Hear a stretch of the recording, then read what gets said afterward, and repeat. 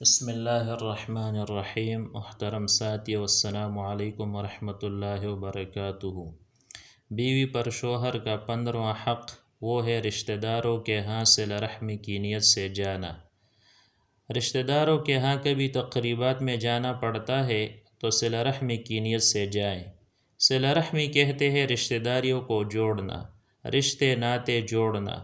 اللہ رب العالمین کو یہ بات بہت پسند ہے کہ لوگ رشتہ داریاں جوڑے اور پیار و محبت کے ساتھ رہے۔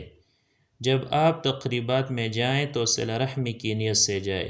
یہ نیت نہ ہو کہ ہم نہیں جائیں گے تو وہ بھی نہیں آئیں گے۔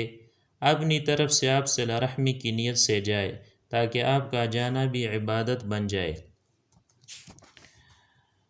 پردے کا لحاظ ضرور رکھنا چاہیے۔ ایسی محفلوں میں ہرگز عورت کو شرکت نہیں کرنی چاہیے جہاں پر مرد و زن کا اختلاط ہو، یعنی مخلوط محفلوں میں شرکت نہ کرے۔ جہاں آپ کو پتہ چلے کہ پردے کا خیال نہیں کریں گے تو ایسی محفلوں میں شرکت سے گریز کرے، لیکن اگر جانا ہی پڑ جائے تو پردے میں رہے۔ خود بخود رشتہ داروں کو محسوس ہو جائے گا کہ عورتوں کے لیے ہمیں پردے کا انتظام کرنا چاہیے تھا۔ نیک بچیاں شرعی حقوق بھی پورے کرتی ہے، مگر اللہ تعالیٰ کے حکم کو مد نظر رکھتی ہے، اس سے بھی پیچھے نہیں ہٹتی۔ ایک اچھا کام جس کو اپنانا چاہیے وہ یہ ہے کہ کسی کے ہاں خوشی کی تقریب ہو اور ان کے ہاں پردے کا لحاظ نہ رکھا جاتا ہو، پردے کا خیال نہ رکھا جاتا ہو، تو آپ ایسی جگہ تقریب والے دن جانے کے بجائے ایک دن پہلی چلے جائیں اور اپنی طرف سے ان کو تحفہ یا ہدیہ دے دے اور ان سے کچھ وقت بیٹھ کر باتیں کر لے اور ان سے کہیں کہ پردے کی مجبوری کی وجہ سے تقریب میں شرکت کرنا میرے لیے مشکل ہے، اس لیے ایک دن پہلے ہی آ گئی تاکہ آپ کو مبارکباد دے دوں۔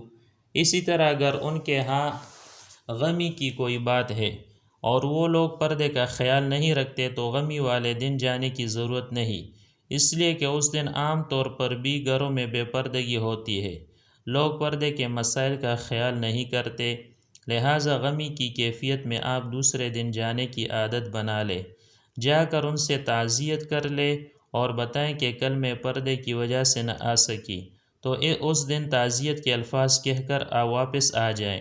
آپ کی رشتہ داریاں بھی قائم رہیں گی اور پردہ بھی قائم رہے گا، یعنی آپ نے اللہ کے بندوں کو بھی راضی کیا اور بندوں کے پروردگار اللہ تعالیٰ کو بھی راضی کر لیا۔ وما علینا الا البلاغ۔